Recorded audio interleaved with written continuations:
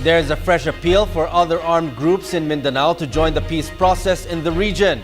These include the MNLF Nur Miswari faction, the Bangsamoro Islamic Freedom Fighters, and the Abu Sayyaf. The details from Freddie Abando. The ceasefire agreement between government forces and the MILF has worked wonders in the peace and order situation in Mindanao. The only threats left for the AFP to handle are the Bangsa Freedom Fighters of Umbracato, the MNLF forces of Nur Miswari that held Zamboanga City under siege last year, and the Abu Sayyaf, which continue to operate in Basilan and Sulu. AFP Chief General Emmanuel Bautista stressed the MILF has been a solid partner of government forces in containing attacks from these groups. House Committee Chairman on Muslim Affairs, Congressman Tupay Luong, is hoping the group and other Bangsamoro fighters will support the peace agreement between the government and the MILF. We already signed a peace agreement with the MILF, earlier with the MNLF. You mentioned BIFF.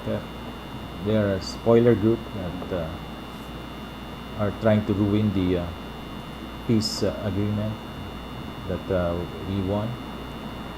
But definitely the armed forces will defend that peace that we have won. And that is the reason why we are addressing these spoiler groups even before they can in fact affect the peace agreement.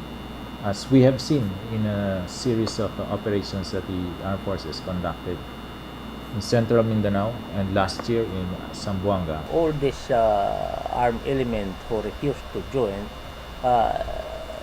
if we integrate all our effort, all our initiative to explain to them in a peaceful manner, I hope in the future, I think they will come to realize that there is no meaning for continuing the struggle, armed struggle. Instead, we have to our people that we are worth to lead them because we can afford to take arm to express our sentiment, and government is now granting us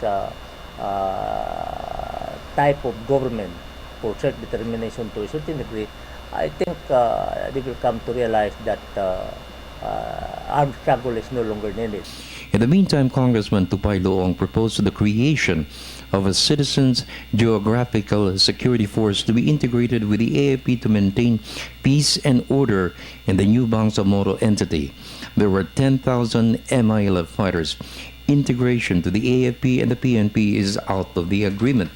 It's the program adopted by the Ramos administration with the integration of 5,000 MNLF fighters to the AFP and 2,500 to the PNP when the peace agreement was signed in 1996.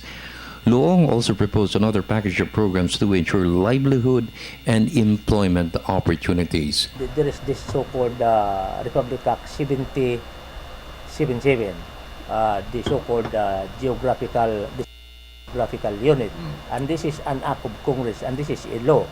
So maybe we can integrate all these active combatants of the Moro National Liberation Front and the Moro Islamic Liberation Front into a citizen geographical unit, and eventually that will become integral part of the armed forces of the Philippines. For the People's Television Network, this is Freddie Abando reporting.